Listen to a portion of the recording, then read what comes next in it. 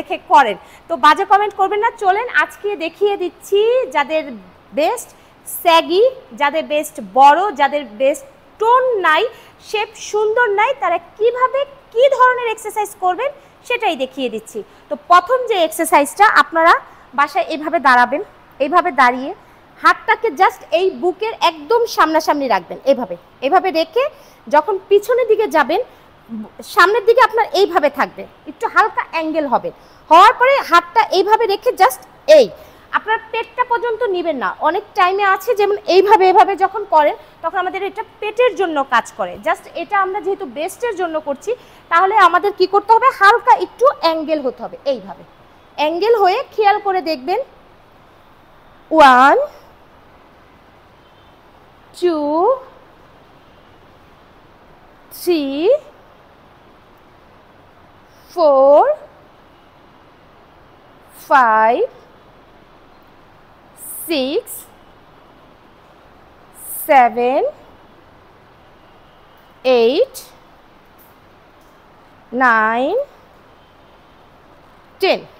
2 নম্বর যে এক্সারসাইজটা, জাস্ট আপনারা হাত এভাবে ধরে বেস্টটাকে একদম সামনের দিকে নিয়ে আসবেন। মানে আমরা যখন চেস্টটা সামনের দিকে যাবে এইভাবে 1 2 3 4 5 6 7 8 9 10। 3 নাম্বার যে এক্সারসাইজ, 3 নাম্বার এক্সারসাইজ আপনি এইভাবে থাকবেন। থেকে যখন নিচের দিকে ঝুঁকবেন তখন তো আপনারা দেখতেই পারতেছেন আমি কিভাবে ঝুঁকছি। এইভাবে ঝুঁকি নেই, হ্যাঁ এইভাবে, হ্যাঁ পিছনে একটা কার্ভ হয়েছে খুব সুন্দর।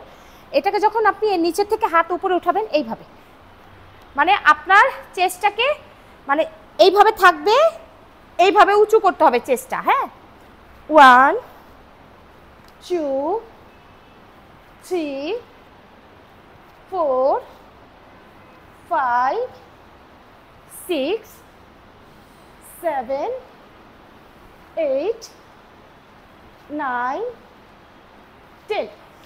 আর একদম চতুর্থ যে এক্সারসাইজ, লাস্টে এভাবে বসবেন, হাতটা পিছনে দিয়ে হোল্ড করে থাকবেন 1 মিনিট করে।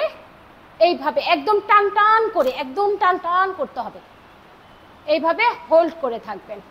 আর এই তো এখন নিয়মটা বলে দিচ্ছি। প্রত্যেকটা সেট আপনারা 20 কি 25 করে 4 সেট কি 6 সেট দিবেন।